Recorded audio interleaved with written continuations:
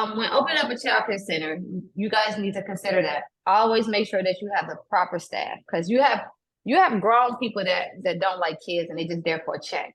So just make sure y'all get the right staff because if you have bad staff, because I know you guys see so many news stories about people hitting people kids and stuff.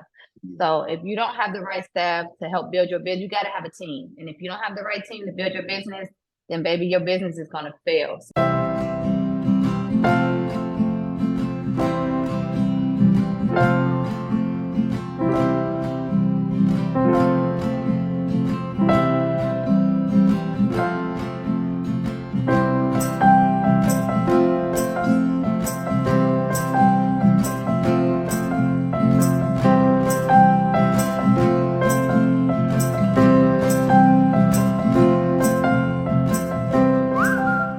You're traveling on the airwaves of Power 8 Radio.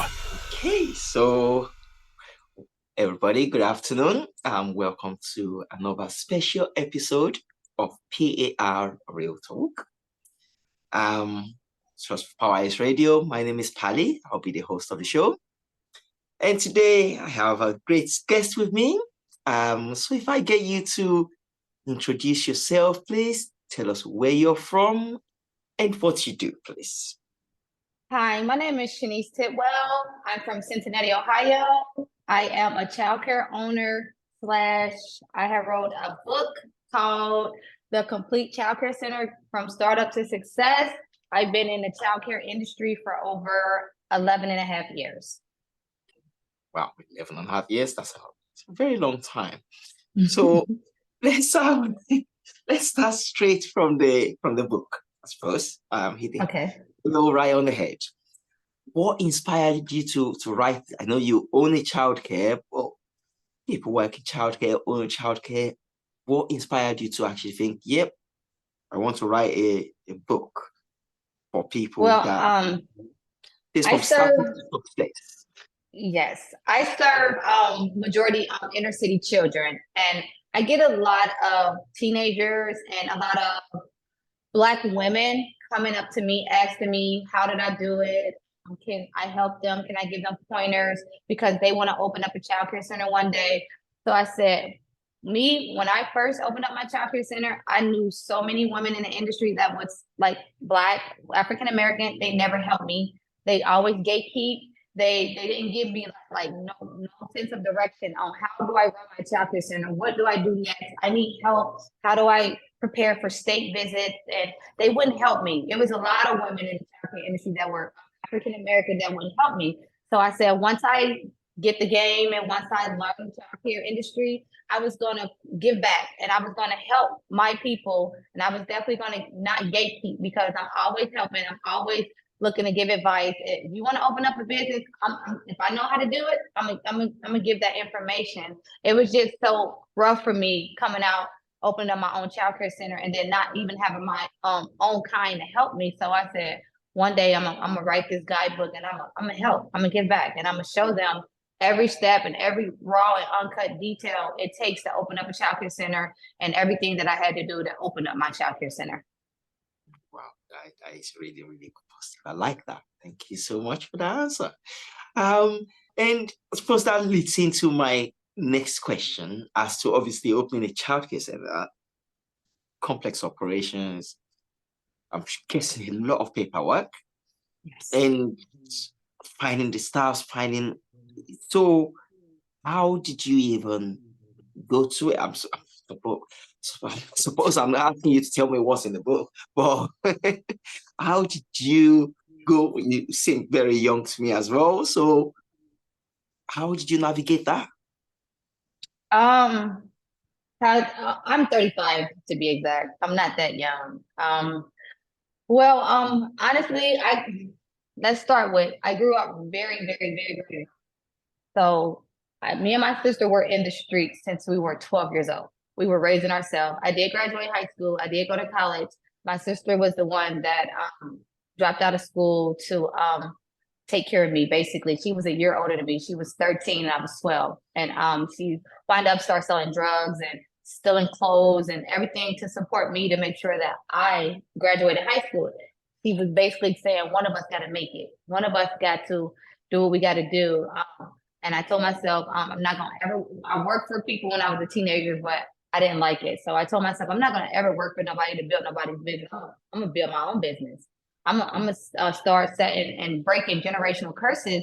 So, and I'm very smart, and my sister is very smart too. So we just start putting our brains to work. Instead of staying in the streets, we use that to our advantage. And we used the money that she got to make sure we had a better living. I went to college. I got a degree in early childhood education, and I was basically I was determined to get out of the streets and get out of a rough situation. Wow, that's that's really a positive story, really. Because there's a lot of especially us Black people. There's a lot of that where, you kind of get stuck in that spiral and can never get out. So yeah, I really I'm so grateful that you're able to get out of that, but not even get out, or you superseded, every expectation. So that's really amazing. Well done to you, your sister. Thank you. And is it from your own experience? Is that why you decided to go more for childcare, or is there something special about childcare? Is this, why childcare? Why not? It's from my own experience, and I always loved dealing with children. And I knew being an adolescent myself when I was a teenager, I didn't have the proper guidance. So it starts with the little kids. So if I'm given a positive environment, a safe environment, and teaching these babies at a young age, then it's going to help build their future and help build their stability and their foundation at little bitty kids. It starts in childcare. Childcare is the foundation for them as they move along in school. So I'm going to teach them. And then I build a relationship with them, because I take children from 6 weeks all the way to 12 years old. So if I have them in my center for that many years, we then build a bond. And I want them to know that they can come to me, Miss Shanice, because Miss Shanice is going to be there for you. I'm their mentor. At this point, you've been in my center for this many years. You're my baby. You're my baby now. So I have so many childcare students that come back to me and say, Miss Shanice, you was right. They feel like they're going into high school now. Like, Miss Shanice, you was right. Like, you told me to do this, and I did this, and I listened to my mom. And so I try to guide them, because I didn't have the proper guidance. So it's something so special to me to be in all these kids' life and teach them the right way, even if they don't have parents and they have like grandmas and this and that. I try to help. If they're struggling, if I have it financially, I'm going to help my daycare parents. I help them financially if they're struggling with rent, anything that they're struggling with the kids. I try to be there, because at once upon a time, I didn't have it. So I always try to be a blessing to those that's attending my program. And they love me. Like, the parents love me, the kids love me, my staff love me. My morale is always so high in my center, because it's like, without my staff, I don't have it. And without my parents, I don't have my business. So I always treat people with respect, and I always help out. I always help them. And they like, Miss Shanice, man, everything you do don't go unnoticed. And I do everything behind the scene because I don't want any recognition. I just want to do it because I was blessed to do this. And God, He opened so many doors for me after having a really bad upbringing. Oh, wow, that's a really positive story. I like that. Because a lot of the time we think, oh yeah, we'll focus on it. Like nowadays it's more okay, place at work, while you're at work, when you're a teenager and things like that. But childcare, not many people actually dive too much about it. It's just, that's the parents' problem. Yes. For a lot of the time, well, that's definitely where we need to start from. So, yes, highly commendable. Well done. Thank you. And so let's just cover this bit while we're here. So if people want to go and find out more about your project, they want to follow you, they want to support the cause, how do we do that? I have an Instagram. It's called Learning Clubhouse. You can find me on there. And I also have a TikTok called The Owner of the Learning Clubhouse. If you follow each page, you will learn so much about us. On my TikTok, it's more so focused on my children and me teaching my children about education, about finance, about saving money, about everything that you would want to teach your child. So on my TikTok is more beneficial for if you want to teach your children, but on my Instagram is more so my business page if you want to learn more about the Learning Clubhouse, because my daycare is called the Learning Clubhouse in Cincinnati, Ohio. And I also have a Facebook called the Learning Clubhouse. So we give back a lot. I help so many parents. We do food drives, we do turkey drives, we do Christmas drives, we do back to school drives. I do everything possible to try to help my community and build them up as well. Oh wow, this is really, really, really incredible. So we should definitely go and follow that. It's a great cause to go. In the book, we can find it obviously on major bookstores. You have it on Amazon and I have it on Amazon, and I do shipping. It's right here. It's on Amazon. You can see, get a picture of it. We also are trying to get it in Barnes and Noble and a lot of major bookstores right now as we speak. Super. Well, rooting for you. Hopefully that definitely comes true. And so going on from, so we've touched a little bit about your childhood up to your writing this book. So is this the first book you've written? And are there more in the pipeline? Are you going more into the writing stage, or is that just it? With the book, it just go more into detail. Each step, it's a guidebook that give you each step on how to open up a childcare center, how to build your childcare center up to be successful, and how the paperwork is, and how I get in more in depth with parents and staff. And it's like I show you how to get your staff. I showed you how to build your staff up. I show you how to keep your staff. I show you how to get more revenue as far as getting the kids in your center. I show you how to do advertisement. I show you how to like Google the different demographics in your area if you're trying to open up a childcare center in that area. I show you basically I just get very I also show you how to shop at secondhand stores, because I started at secondhand stores like Goodwill and thrift stores to buy my furniture for my daycare.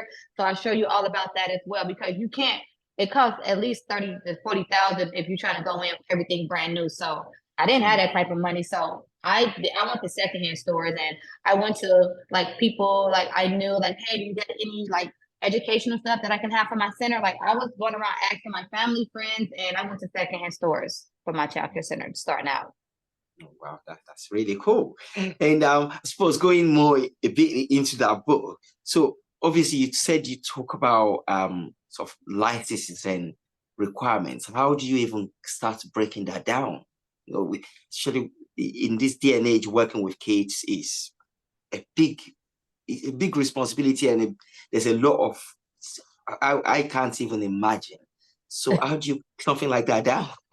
Okay, so with licensing, you got to first find your location, and you have to make sure the location is childcare ready. So once the location is childcare ready, then you start like putting your furniture and stuff in there and getting it zoned for childcare. Once it's zoned for childcare, then you start applying for your childcare licensing. And once your childcare licensing is applied, which is the $500 application fee, they come down within like a month and a half, and then they go inspect your whole building. And once they think is approval for childcare safety, then they will hand you your license, and then you start opening up your doors. Like it's boom, boom, boom. You got to make sure everything's in order for licensing. Then you got to go to the zoning building, make sure everything's zoned for childcare and safety for childcare, and then you apply for your license to come for the state to come down. Okay, wow, broke that down really nicely. that makes sense even to my tiny little brain. well done. So I can imagine how, like, you know, that book must be full of like a lot of information. Yes. Which out of everything you touched on, which one do you think maybe, you know, that people might not even think is, you know, they won't actually, when they think of childcare, it's not something they usually will consider. Or you touched on in your book. Okay. When opening up a childcare center, you guys need to consider that. Always make sure that you have the proper staff, because you have grown people that don't like kids and they just there for a check. So just make sure y'all get the right staff, because if you have bad staff, because I know you guys see so many news stories about people hitting people, kids and stuff. So if you don't have the right staff to help build your business, you got to have a team. And if you don't have the right team to build your business, then baby, your business is going to fail, especially in childcare, because the turnover rate for employees are really bad. Childcare workers feel like they're underpaid. But in Ohio, I'm one of the childcare centers that pay my staff what they are worth. I pay what I weigh. So that's why I keep loyal staff members. Make sure when y'all are hiring, y'all got to really read these people and fill them out, because there's bad people in the world, even in childcare. Before I even got my center, I used to work for a few childcare owners, and I didn't witness kids getting hit all the time. I reported it because I am a mandator, and I had to quit because they're so mean to these kids in childcare. So it's so hard to find a good childcare center and keep it. Mm, mm. So I know it's probably one of those like unheard of questions. So far, you've obviously done the childcare, 11 years, you said. That's a long time. Yes. Okay, I won't say what you think is easy, but do you think anybody can get into it? Or what sort of skills do you think you need if you're thinking of getting into it? What sort of skills do you think you need? You have to have thick skin to be in childcare. Not only thick skin, you have to have a passion for it, because I didn't start making money in my childcare center after like 3 years. It was like I had so many sleepless nights. I was crying every day. I never seen the profit. So you really have to have a passion for this to even see some money. And then when I say thick skin as well, because I didn't run across so many sexually abused kids in my center by their parents or by their parents' significant others. They didn't. At one time, a woman just sent two of her kids to my center, and they were sexually abused like 2 days prior to that. And she said, "I got to bring my kids because I got to go to work, but your kids should be your number one priority." So I just feel like you have to have tough skin. It's not easy. It's not easy. A lot of people jump in it for the money, and then it doesn't turn out good. Childcare is like, man, it's a very, very tough field, and you gotta have mentally capacity to be in childcare. Yeah. That's I suppose that's one of the things that people don't really think too much about. They just think, yeah, it's about just taking care of a child, but there's some deep, dark things that you'll find out that you have to act on. And all of this obviously will have impacts on your own social on your own well-being, Yes. So how do you deal with it? Oh man. I dealt with it by helping take care of the kids. Like, I feel so bad for the kids, because thank God, when I was that age in the streets, that nothing ever happened to me and nobody ever took advantage of me. And then it's like I jump into mommy mode because I'm a mother of 4, and I see those kids, the abused ones, the most, because I deal with kids in the inner city. So I see a lot of that, and I just feel so sorry for them. And I try to do whatever to help. What am I going to do to help? Because, like, oh my God, them kids didn't deserve that. I have a lot of kids that come in that's being neglected, and it's like, yes, I do report it, and it's like, gosh, like, them babies didn't deserve that. You got kids coming in with really bad diaper rash. You got kids coming in with whips on them, bruises on them. You got kids coming in that's not taking baths for a week. You got kids coming in that don't eat at home at night. So I just feel like that's a part of me healing by helping other children that's experiencing that type of trauma that I experienced when I was young. That's really, really commendable. But doesn't that play on your own kind of mental well-being, that you feel you're completely drained of? I know it's great when you obviously have dealt with the situation and you can see the positive results out of it. But within that time, how do you, it must be so downing that you're like, so you make their problem your problem. You have your own, say you've got 4 kids, so you make and you add that to yours. How do you keep yourself sane? I used to like break all the time behind it. I actually shut my center down a few times to get away from it because I used to be so drained and so mentally I couldn't be there anymore because I was so tired of seeing certain kids come to my center that was being neglected or being abused. So I definitely shut my center down for months to get like a peace of mind because it used to take a toll on me and my kids. And it got to the point where I never spent time with my kids because I was so in tune with being at my childcare center. Like I was neglecting my kids by spending time with them because that daycare, it consumed me so much. It consumed my whole life. And I just had to take a step back. Now I'm at a point where I don't have to be in my center anymore. It's being run. My sister helps out with it, and I have loyal staff members. And actually, it's located in Ohio, and I actually live in California now. So I'm at a point in my life where I did a good enough job that I don't have to be in my business anymore. That's really, really cool. Because I suppose there's a lot that you touched on, such little words, where your motivation and your care, all you wanted was just to say that you've done your bit. You went there for the money, you went there for, and that true success story. Now you can kick back and reflect. You can kick back and relax. And I know it's not just it's not probably all rosy all the time, but at least it does get easier. Yes. So, no matter what that situation is, it does get better. And again, highly commend you for what you're doing for the kids and for the community. So well done again to you. Thank you. And let me ask what I call my random question. Mm-hmm. So if we're going to represent, if there's an animal that will represent you. So, you have a fire, with upbringing, you have that backstory where now you've grown up and you've decided, okay, yep, I want to make a change and I want to give back, I want to do this. What animal will represent you as a person and why? Animal that represent me as a person.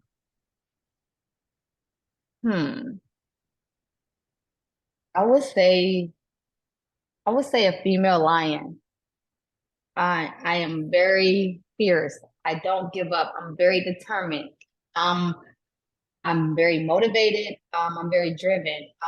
I didn't have a mother figure or father figure, so that just make me be a way better parent, mother than I am to my children. My son, he's 15 now, Lordy. He's 15 now. He was the one that went through everything with me. He went through war and back with me.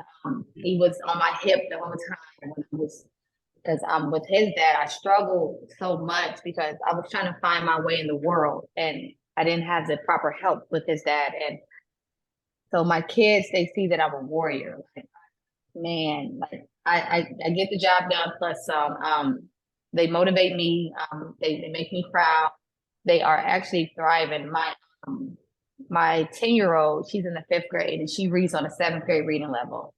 That shows that I'm doing something right. My 7-year-old, he's in a 1st grade and reads on a 3rd grade reading level. And my 1st grader, she's on a 3rd grade reading level.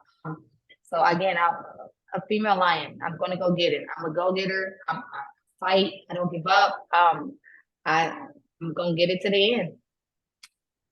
I think that's really, really a great answer. You are truly a lioness. I like the way you broke down the Kate's bit there, because that is the true passion of a lioness. I'm going to support my people. I'm going to support mine. And yeah, you're definitely in the right job as well. So well done. And kind of as we're going into our closing time, so do you have any remarks, anything you want to say to the viewers that are watching? I would like to say, if you're serious about opening up a childcare center, go on my IG page, Learning Clubhouse, get my number. We can do calls. I don't charge for calls or anything. I give free advice. I'm help lead you in the right direction. I can help find you a childcare center building if you're serious. I don't charge for my advice. I don't charge for anything. If you want to purchase the book, go on my IG or my TikTok page. And again, yeah, I'm here for any advice, anything you guys need about childcare center, about education period. I also know how to open up charter schools as well. So give me a call. I'm all for education and helping everyone, not just my kind, but everyone. That is really, really great. I love that closing statement. I have nothing to add at all. Well done. Thank you. So, just as a wrap-up question for me, so what is in the pipeline for you? What is what? In the pipeline, what should we be looking forward to?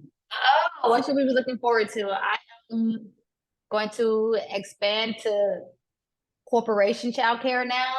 I am going to continue to push my book, and I am jumping into a little real estate. Okay, well, so maybe that's what the next book is going to be about. Yes. Well, nice.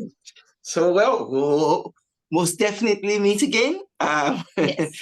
Thank you so much for coming on the show. It's been such a pleasure. Thanks for having me. Take care. All right, bye-bye. Bye. Power Ace Radio.